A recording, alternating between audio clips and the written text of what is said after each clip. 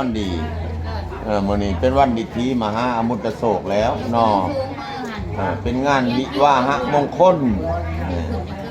ก็พื้นบ้านว่างานสร้างครอบครัวใหม่พื้นบ้านในนี้เพิ่นว่างานกินดองแต่งดองจังซั่นมื้อนี้เป็นมื้ออมุตโศกแล้วเนาะ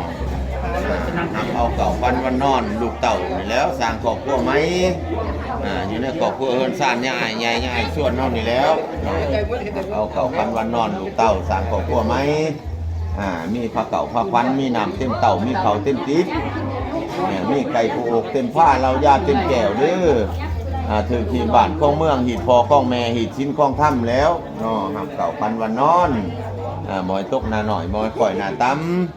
พวกเจ้าสร้างครอบครัวแล้วมื้อนี้เป็นมื้อสั้นวันสอบมื้อประกอบวันงามมีทั้งเฒ่าทั้งแก่ทั้งพ่อทั้งแม่ทั้งลูกทั้งตาทั้งหน้าทั้งนายทั้งอ้ายทั้งน้องทั้งลูกทั้งหลานทั้งบ้านทั้งเมืองทั้งกันจะตั้งทุกภาคส่วนแล้วมาร่วมเป็นสักขีพยานแต่นี้ต่อไปให้พวกเจ้าเป็นผัวเดียวเมียเดียวให้พวกเจ้าเป็นผัวแก้วเมียทิพย์ผัวหังเมียมีให้อยู่ร่วมกันตามไม่เท่ายอดทองตะบองยอดเพชรอย่าได้พัดได้ผากจากกันให้พร้อมกันสร้างลูกพุ่งขึ้นให้มีอายุมันขวัญยืนมันนี่เพิ่นว่าให้พวกเจ้ามันมีก็ก่อนพระแอนพุ่นเด้อมันให้มันมีประเทศพระช่วงพระจันทร์มันให้มันมีกว่าเขาหลวงไก่ลาดมันให้มันมีกว่าอากาศและโลกตะวันมันให้มันมีกว่าพระจันทร์ใสโสเกตมื้อนี้มันว่าเจ็ดไม่ย่อเอามานุ่งเจ็ดไม่พุ่นเอามาขำนำเต่าแก้วเอาบ่กินเย็นสร้างครอบครัวแล้วนับแต่วินาทีนี้ต่อไปครอบก็บ่ให้เห็นเฮ็ดก็บ่ให้ไต่เด้อให้พร้อมกันมีแต่ใดกับใดมีแต่ดีกับดีคิดเงินก็ให้ได้เงินคิดทองก็ให้ได้ทองอันน้องเงินกำแก้วก็ให้ได้มาอย่ามีขาดข้างโชคลาภก็ให้ได้หลังเขาเงินใส่หนักในนาทีเด้อลูกเด้ออย่าได้มียามเช้าเสียสีมองบนสุขใส่ลูกขวามาลูกนี่บ่เดียวอันว่าปุ๊กบอกเข็มอย่าได้เกี่ยวในนี้ไก่เวลีปุ๊กอ่างเสาในเหนื่อยสวงหายสัพพโลข้าไข่วัดในผู้ปัญญาที่บุบานเมืองกันในมากไก่เดียนเดียน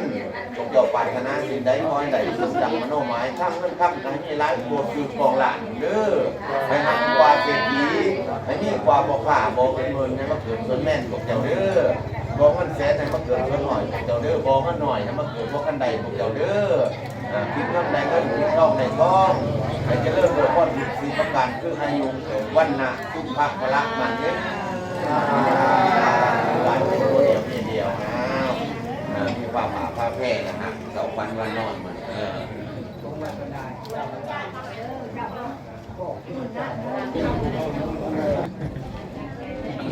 สาธุนะโมตัสสะภะคะวะโตอะระหะโตสัมมาสัมพุทธัสสะนะโมตัสสะภะคะวะโตอะระหะโตสัมมาสัมพุทธัสสะนะโมตัสสะภะคะวะโตอะระหะโตสัมมาสัมพุทธัสสะนะโมเมพุทธาเตทัสสะรัตนะไตยะอัมมิภะเตสัพพสิทธิปสิทธิวานารายะปารมีสาวลาสิทธิภูมิมาจาอินทาจาตุโลกาภูมิโลกาเทวาสัพพะเทวาอากาสาเทวาสัทธาลกันตุสัพพะโสติภะวันตุเตสัพพะพุทธานุภาเวนะสัพพะธัมมานุภาเวนะสัพพะสังฆานุภาเวนะตุยหังสัพพะโลกาสุกุปัฏฐวาทุกขะโทมนัสสุไปยัสสะปีวินาสันตุสัพพะอันตรายาปีวินาสันตุสัพพสังกปาตุยหังสมิทสันตุทิขายุตาตุยหังโหตุสัตตาวัสสะสิเวนะสมังคิโกโหตุสัพพทาอากาสาวนะภูมิขังคามหาสมุทธาอลักขกาเทวตา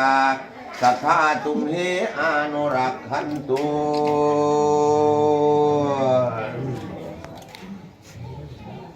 สีมือดีแม่นมือดีมือดีผีมหาโมตาสุโตกใบนี้แม่นโตกไม่จันขันใบนี้แม่นขันมหาลาดจากปราสาทอินทาปอนลงมาให้หมูเจ้าให้ผู้เฒ่าแต่งผ้าขวัญสีองค์อ้วนอ่อนน้อย สองแจ่มจอยนั่งเฮียงกันมีทั้งขันเบญจมาศงามองอาจชอมาลาไผได้มาพบพ่องามกระดอยามมาเห็นแต่งแต่เว้นนอดลุงเศร้าสองน้องเอาลูกพระยาแทนแต่เมืองแม่นปั่นปอนมาอยู่บอนเคหามาอยู่สายข้าวหวมห้องเห็ดคือต้องตามตำลาอาขัดสหิไสยตูภะวังไสยมังคะละติเลกะเตโสลำเลิศสุดประเสริฐเหลือหลายเห็นเดือนงายเจ้าอย่าได้ด่วนจิตอย่าควรไปไกลอย่าไปใส่ให้ยวงอยู่ห่วมน้องพัวพันอยู่ดอมกันหักโหเปลี่ยนดังลูกพ่อแม่เดียวกันเมืองสวรรค์ปันปอนตั้งแต่ก่อนศาสตร์หนหลังตามมายังมนุษย์โลกยังเป็นโศกแต่บุพเพอัตติเตกาเลอัตติชานาติตั้งแต่กี่เคยร่วมกันมาดวงสาตาจังถึงตองจังได้มาห่วมห้องเตียงนอนมาเป็นผู้สอนหลอนทุกคำเศร้าว่ามายื้อควัน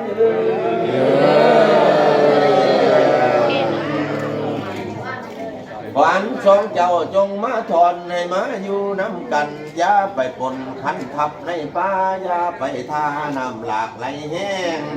อย่าไปแย่งฟ้าสันพันยอดขวัญสองเจ้าจงมาก่อนให้เป็นมิงสายแน่นเอาสองแขนจับกันให้แน่น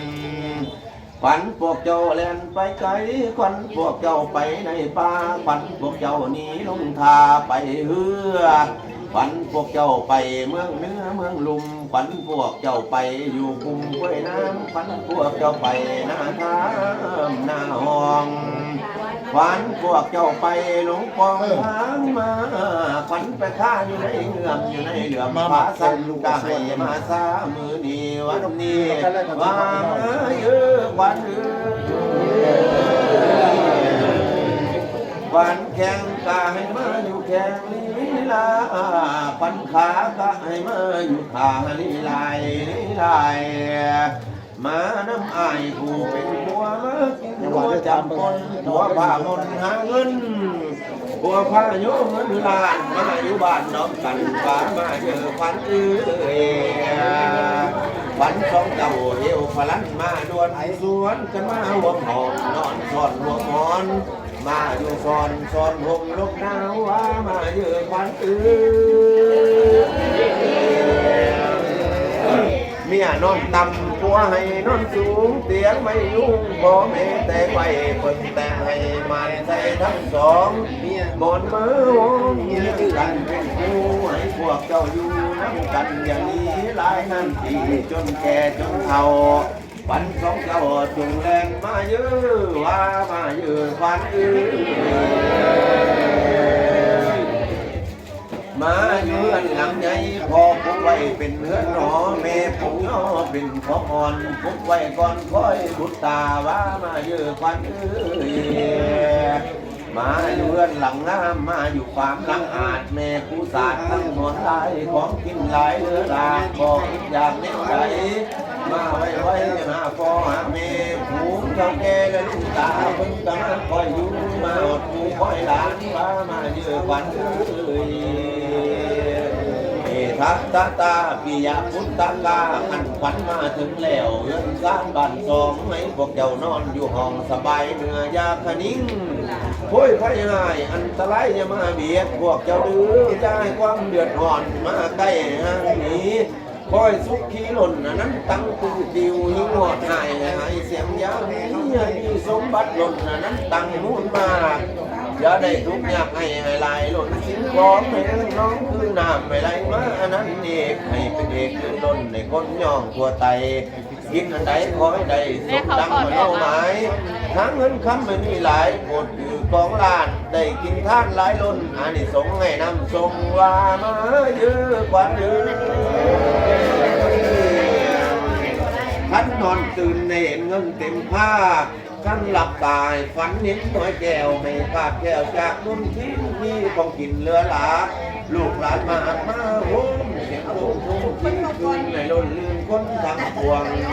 อย่าคัดขวางโศกลาบให้มีผู้กาบวันท่าให้มีให้แสนว่ามีหน้าพันให้นี่เป็นไก่หมูหมามาหิงสาโคนาทั้งรถล่างสั่งมามีคนขาพ่อพันมาโฮมกันสู้ซอยมีคนซอยญาติกามีคนมาเห็นเฮให้พวกเจ้าสุขย่ำแก่มีกินมีทานมีสมพานแก่กาให้มีนาคนซุ้มเสียงทุกทุกคนโยโยมีพี่น้องเป็นเศรษฐีให้พวกเจ้ามีแสนสิ่งว่ามาเยอะกว่าเธอมาเศร้าน้ำพอยมาก็แบ่งสารมาอยู่ทางอย่างนั้นอยู่ตารางเพื่อนโตว่ามาเยอะกว่าเธอมาเซยส้มอยู่ในห้องฟังท้องบนบนแตงสองจอมแพงยาได้สาอยู่มาก่อนอย่าอยู่นานจงสำล้านด้วยพระคาถาวาไสยะตูภาวังไสยะมังคลังสุขังพระลังหักวาหะวิวาโหสุมังคะโลตู